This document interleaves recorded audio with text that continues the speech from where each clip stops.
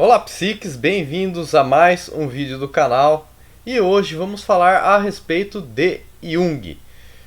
Lembrando, se você não é inscrito nesse canal, por favor se inscreva, também curta os vídeos e também faça seus comentários para eu ver como que vocês estão achando dos vídeos e que conteúdos que vocês querem ver daqui para frente.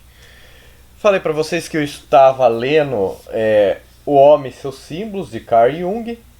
E um livro que é derivado desses ensinamentos do Jung, que é o Efeito Sombra, que é do Deepak Chopra, Debbie Ford e Marianne Williamson. Tá? Então, esses dois livros estão conectados. Depois eu vou falar um pouco desse. O Jung, ele foi um discípulo a princípio de Freud, lá no primeiro fórum lá de psicanálise. Freud queria que Jung fosse o herdeiro dele, né? Ele que tocasse a psicanálise e saísse daquele centro de psicanalistas judeus que faziam parte, a princípio, daquele primeiro grupo. Jung, ele era fora desse círculo, né? Ele era fora desse círculo, pessoas mais velhas fazendo parte desse círculo da psicanálise, e ele queria que trouxesse uma pessoa nova, alguém que trouxesse renovação, alguém que fosse talvez trazesse ideias diferentes. Só que ao mesmo tempo Freud não estava disposto, né, a escutar essas ideias diferentes que não concordasse com ele. Tanto é que os conflitos que Jung e Freud tiveram foram a partir daí, porque Jung enxergava as coisas diferentes de Freud. Muitos dos assuntos, né, que Freud tinha como estabelecido, ele queria que Jung concordasse com todos e Jung não concordava. Além disso, a questão da abordagem, de como que você leva, né? O Freud, ele é muito frio, ele é muito rígido, né? Ele é dentro daquilo que você trabalha, tudo que seja fora daquilo lá. Ele não quer que você saia dessa linha que ele determinou. E Jung é um cara que gostava mesmo de sair, explorar outras coisas. Tanto é que Freud, assim, ele é bem cientista cético, né? Um cientista cético para coisas que vêm de fora, não para aquilo lá que ele descobriu, né? Que era o desenvolvimento que ele teve. É claro que Jung partiu desse substrato para formar a teoria dele, né? Para formar as teorias dele a respeito de todas as ideias. Mas ele usou o Freud como substrato, né? A partir daí ele saltou. Tanto é que a interpretação de sonhos, principalmente aí o que fala nesse livro, aí fala bastante de interpretação de sonhos. O que se vê assim de Freud é muito questão assim ligada à sexualidade, né? Tudo se aparece um objeto, isso daí já é um indicativo de sexualidade. E o Jung já interpreta isso de outra forma, né? Uma árvore, por exemplo, um símbolo de você estar elevando, né? Uma coisa elevada, uma coisa que te leva além, não que seria uma interpretação de Freud, aquele lá está representando um falo, qualquer coisa do tipo.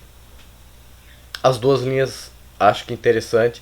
Você que estuda psicanálise, você tem que saber dos dois, principalmente começando substrato por Freud e depois estudando um pouco de Jung. Mas o que principalmente fala aqui o Jung é a questão da sombra. Sombra seria a mensagem ou uma pessoa que aparece no seu sonho, que essa pessoa representa o inconsciente. Então, por exemplo, essa entidade que aparece no seu sonho, essa persona que aparece no seu sonho, ela te fala o que você tem que fazer às vezes, entendeu? É isso que Jung traz, essa grande mudança, né? E outra, assim, a questão do Jung, o Jung ele é muito mais místico. Então, por exemplo, ele acredita que se você envia uma energia para um objeto, esse objeto vai te responder. Se você envia uma energia para uma pessoa, ela vai te responder. Tanto é que se você está estudando psicanálise e de repente vai aparecer alguém com você querendo falar a respeito de psicanálise. Então Jung já acredita que você está enviando essa energia para fora, né? Essa energia para o ambiente, para as pessoas, e você vai ter um retorno dessa energia que você está enviando. Você está pensando a respeito do assunto, a pessoa de repente vem conversar a respeito desse assunto com você. Então Jung ele é mais essa linha, e Freud achava isso aí totalmente besteira, essas questões de coincidência, a própria questão da fé, né?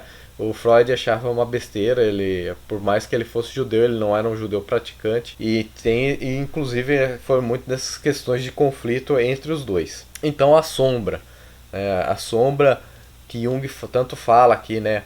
Ele também fala dos arquétipos, né? O arquétipo do herói, ele fala lá dos índios, né? Das comunidades primitivas, por que elas eram tão mais ligadas com o inconsciente e o homem moderno se afastou disso, e por causa disso ou nós criamos essas formas inconscientes ou nós ignoramos ela, tanto é que chega um momento que isso explode, né?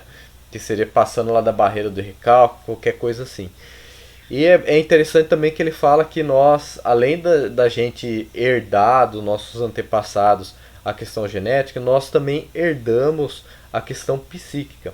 Ou seja, uma criança que nunca viu símbolos, talvez primitivos ou símbolos religiosos antigos, tal, de repente sonha com isso. Sonha assim, bem especificamente a respeito dessa entidade antiga, dessa pessoa antiga, desse Deus antigo, desse objeto antigo, e daí de repente aparece no sonho da criança. O que isso significa? Significa que Jung fala que nós temos um inconsciente coletivo, ou seja, da mesma forma que informações genéticas é passado de pais para filhos, de antepassados para agora. Então o meu antepassado gostava de comer, sei lá, castanha, e até hoje na minha genética eu tenho essa tendência de gostar de castanha. O que Jung fala que essas coisas do antepassado, lá dos homens primitivos, do próprio Homo sapiens, Cro-Magnon, essas imagens primitivas, elas estão embutidas no nosso inconsciente e elas vão aparecer no nossos sonhos, porque é como se fosse uma mensagem genética, uma mensagem de antepassado passando para sua mente através dos sonhos, desse inconsciente coletivo. Eu acho bem interessante isso. Assim, eu nunca tive um sonho assim dessa tal exposição. Talvez porque eu, por exemplo, aparece símbolos egípcios. Eu já estudei muito, gostava muito de cultura egípcia, cultura grega, a própria questão assim dos homens das cavernas. Então é alguma coisa que eu já estudei muito. Talvez esses símbolos, se eu não tivesse estudado, se eu não tivesse tido contato, talvez eles aparecessem sonhos para mim. Agora eles aparecem porque na minha parte consciente já visualizou esses símbolos e já meio que internalizou eles. Então para mim não é surpresa, a não ser que tipo aparece algum hieróglifo, alguma linguagem alienígena ou de algum povo que eu não vi, né? Sei lá, uns sumérios, os habitantes de Atlântida, talvez, possa acontecer. Mas como nós, o homem moderno, né, a sociedade moderna, a gente tem muita informação, a gente pegou todas as informações, talvez fique difícil para a gente visualizar esses símbolos do inconsciente coletivo. Estamos sujeitos ainda a ver coisas, né? E ele fala, né, que sonhos também tinha essa questão assim de predestinar alguma coisa, os sonhos que você tem, que você talvez vê o futuro, né? A própria questão da doença que Freud já explicou na interpretação de sonhos, né? Que se você tiver algum problema pulmonar, você vai sonhar que você está meio que afogando, com falta de ar, né? Isso daí seria a questão externa, né? Afetando a mente enquanto ela está dormindo. Também existem essas questões assim mais místicas, né? Os sonhos bíblicos que os personagens bíblicos tinham, que eles sonhavam coisas, né? Jung, ele já acredita nessas coisas. Freud, ele não acreditava, né? Ele ia levar talvez isso para uma outra questão, né? Uma outra análise, uma análise diferente. Não que um e o outro estejam errados. Eu acho que o psicanalista, quem estuda psicologia, psiquiatria, ele tem que saber de ambos, né? Porque vai aparecer no seu consultório explicações e talvez quem vai trazer a própria explicação para você a respeito desse assunto é o próprio paciente, que no discurso dele ele vai estar falando, ó, ele vai estar associando com isso, vai estar associando com aquilo, né? Se realmente for uma questão sexual, talvez na fala dele ele vai associar esse sonho que ele teve com essa questão. Se for realmente uma coisa de elevação, um símbolo de elevação, ele vai associar com... daí aquela árvore eu me sentia subindo para o céu, aquela árvore eu me sentia... Depois eu fui transportado para cima dessa árvore, eu olhava todo mundo pequeno lá embaixo, meus problemas pequenos lá embaixo. Então daí já tem outro significado de elevação, né? Nós que estudamos isso, a gente tem que saber estudar as duas formas para nós estarmos aí tirando a interpretação correta disso, né? Não ficar focando só na questão de sexualidade ou focando só na questão misticismo, assim. E você tem que saber dos dois. E eu tava falando para vocês a respeito desse livro aqui. Eu assisti uma palestra aqui da Debbie Ford. Se vocês procurarem aí no YouTube, vocês vão achar. Que seria um tratamento assim através da sombra que eles falam, né? Que a sombra seria o inconsciente te cobrando de alguma coisa, né? A própria questão assim dos seus pecados ou das coisas que te amarguram muito, de você estar colocando isso para fora, né? Expondo isso daí, fazendo as pazes com essa sombra, né? Com esse inconsciente seu, para você se sentir melhor, né? Então esse efeito sombra, não li esse livro ainda, mas como eu já assisti a palestra da Deb aqui, eu sei que vai estar bem relacionado com isso que eu estou falando. Inclusive você pode usar isso na sua terapia, de uma forma diferenciada, na própria terapia de casal.